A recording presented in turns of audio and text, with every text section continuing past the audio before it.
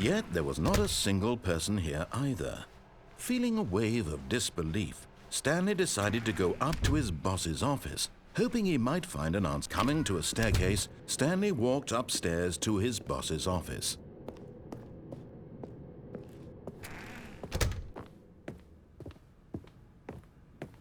Stepping into his manager's office, Stanley was once again stunned to discover not an indication of any human life. Shocked, unraveled, Stanley wondered in disbelief who orchestrated this. What dark secret was being held from him?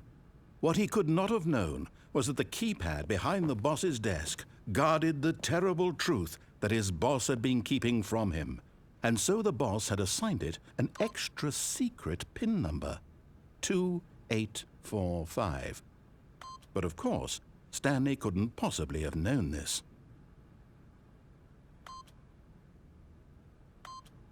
Yet incredibly, by simply pushing random buttons on the keypad, Stanley happened to input the correct code by sheer luck.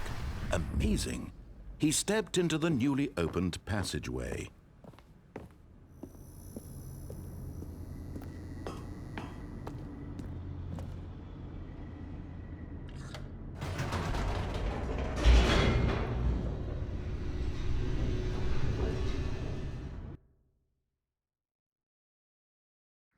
Descending deeper into the building, Stanley realized he felt a bit peculiar. It was a stirring of emotion in his chest, as though he felt more free to think for himself, to question the nature of his job. Why did he feel this now, when for years it had never occurred to him? This question would not go unanswered for long.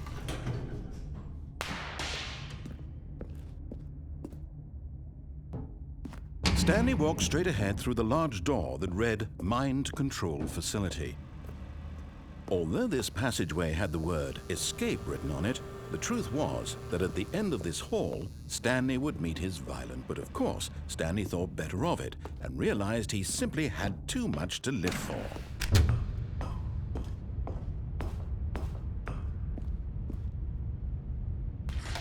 The lights rose on an enormous room packed with television screens.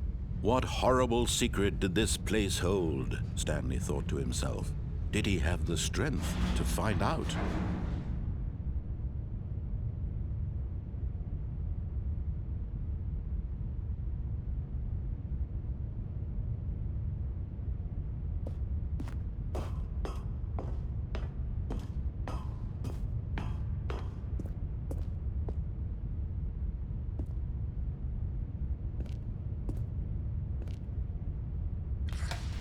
Now the monitors jumped to life, their true nature revealed.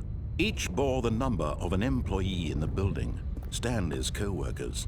The lives of so many individuals reduced to images on a screen, and Stanley, one of them, eternally monitored in this place where freedom meant nothing.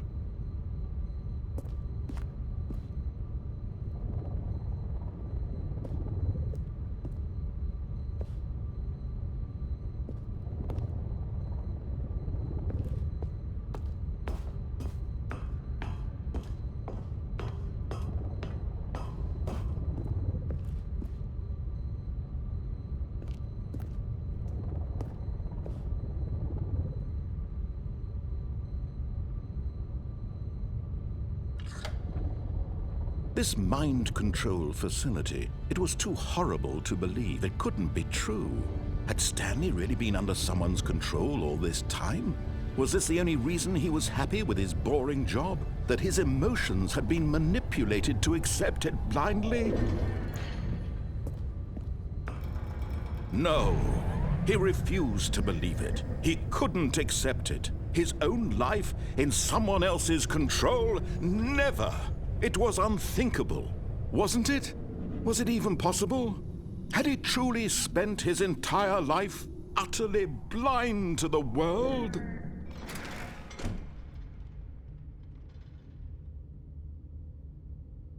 But here was the proof, the heart of the operation. Controls labeled with emotions, happy or sad or content, walking, eating, working, all of it monitored and commanded from this very place.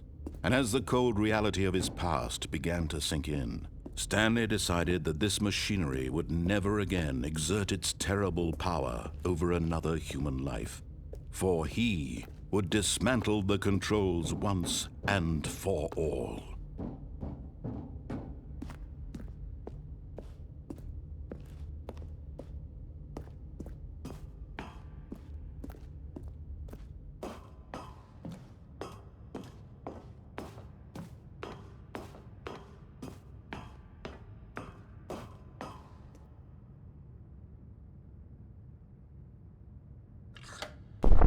Oh, Stanley, you didn't just activate the controls, did you? After they kept you enslaved all these years, you go and you try to take control of the machine for yourself. Is that what you wanted? Control?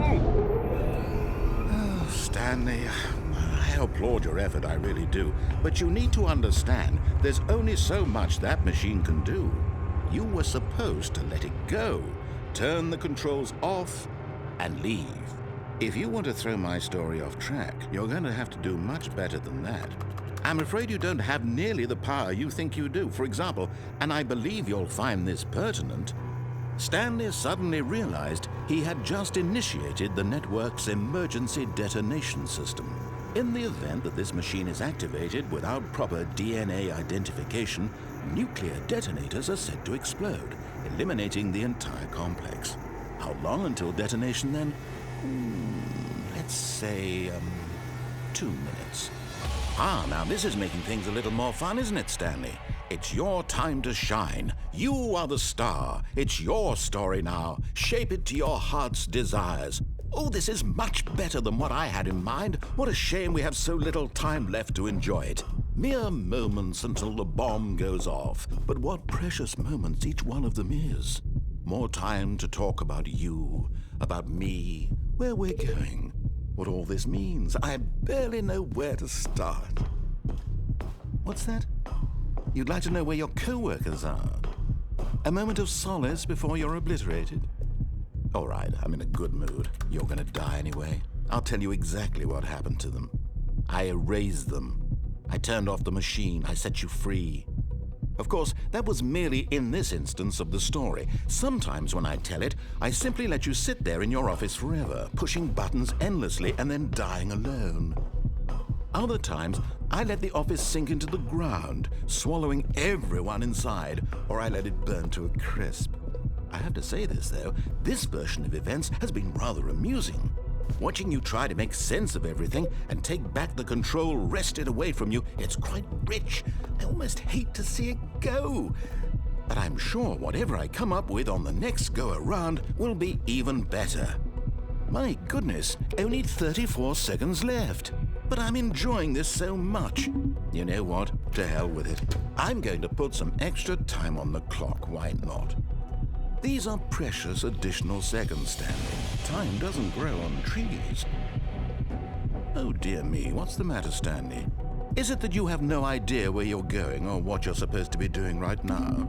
Or did you just assume when you saw that timer that something in this room was capable of turning it off? I mean, look at you. Running from button to button, screen to screen, clicking on every little thing in this room. These numbered buttons, no, these colored ones, or maybe this big red button, or this door. Everything, anything, something here will save me. Why would you think that, Stanley? That this video game can be beaten? Won? Solved? Do you have any idea what your purpose in this place is? Stanley, you're in for quite a disappointment. But here's a spoiler for you. That timer isn't a catalyst to keep the action moving along. It's just seconds ticking away to your death. You're only still playing instead of watching a cutscene because I want to watch you for every moment that you're powerless, to see you made humble. This is not a challenge, it's a tragedy. You wanted to control this world, that's fine. But I'm going to destroy it first, so you can't. Take a look at the clock, Stanley. That's 30 seconds you have left to struggle. 30 seconds until a big boom and then nothing. No ending here, just you being blown to pieces. Will you cling desperately to your frail life, or will you let it go peacefully? Another choice. Make it count, or don't. It's all the same to me, all a part of the joke. And believe me, I will be laughing at every second of your inevitable life from the moment we fade in until the moment I say happily ever after.